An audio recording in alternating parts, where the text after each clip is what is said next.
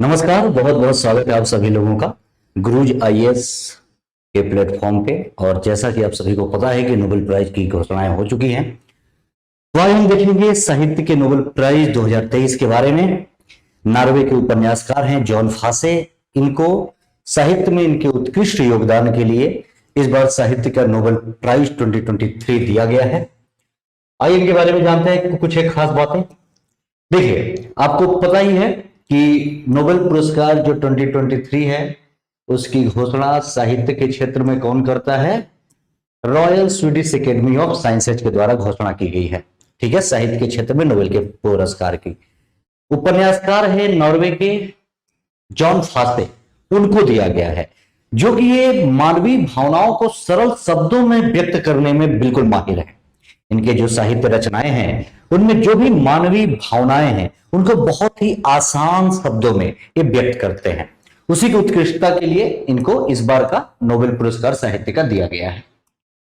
इनके बारे में थोड़ा सा कि नॉर्वे के लेखक हैं, नाटककार हैं। इनको इनकी बेहतरीन लेखन शैली के लिए जाना जाता है। वही बेहतरीन लेखन शैली जो मैंने आपको अभी बताया कि मानवीय भावनाओं को बहुत ही आसान शब्दों में लोगों के सामने पेश कर देना, इस लेखन शैली में इनको महारत है। अब जो इनकी लेखन शैली है खासतौर से नॉर्वे में उसको फासे मिनिमलिज्म कहा जाता है। एक्चुअली फासे इनके नाम के आधार पे इसका नाम ये रखा गया है।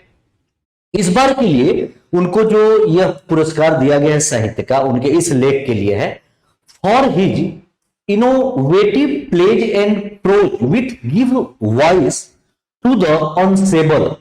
उनकी इस रचना के लिए इस बार साहित्य नोबेल पुरस्कार इन्हें दिया गया। कुछ खास बातें जैसे इनकी शैली की कि बहुत ही सरल, न्यूनतम और मार्मिक संवाद इनके लेखन शैली में होता है। ठीक है ना। इनकी तुलना और भी जो पहले के लेखक हैं, साहित्य के बेहतरीन लेखक, उनसे की गई है। जैसे सैमुअल बेकेट, हेरोल्ड पिंटर, ये लोग साहित्य के दिग्गज हैं। इन लोगों को भी नोबेल प्राइज पहले दिया जा चुका है। इनसे इनकी तुलना की जाती है जॉन फासे की। और ये खास तौर से अपने बेतुकेपन, निरर्थकता और मानव स्थिति की शक्ति का पता लगाने, दैनिक के भ्रम और विद्रोह करने, वास्तविक कनेक्शन बताने में आने वाली कठिनाई का पता लगाते हैं और अपने लेखन में उन्हीं चीजों को ये उकेरते हैं। मतलब उकेरने का इन द सेंस कि उस लेखन शैली के द्वारा लोगों के सामने लाते हैं। वही बेतुकेपन, यानी कि बिल्कुल आसान भाषा में जो लोगों को समझ में आए, उसके लिए। और भी इनकी कुछ उल्लेखनीय कृतियां हैं और भी उनकी कुछ रचनाएं हैं जो फेमस हैं।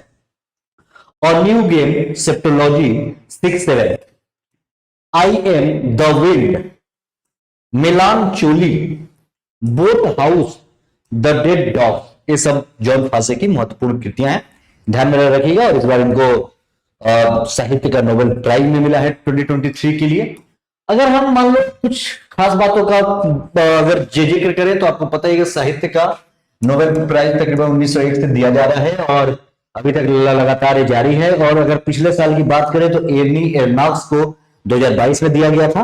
और 1913 में आपको पता है कि साहित्य का नोबेल पुरस्कार रविन्द्रनाथ टैगोर को दिया गया था, उनकी अत्यधिक संवेदनशील और सुंदर कविता के लिए। ये सब कुछ एक बातें हैं जो साहित्य में नोबेल प्राइज के बारे में आपको जानने का मिला। तो इस बार का ध्यान में रखिएगा, आप लोग यूपीएससी प्रीलिम्स के लिए इंपॉर्टेंट हो सकता है। तो चलिए फिर मिलेंगे अगले सेशन में, तब तक के लिए धन्यवाद, नमस्कार।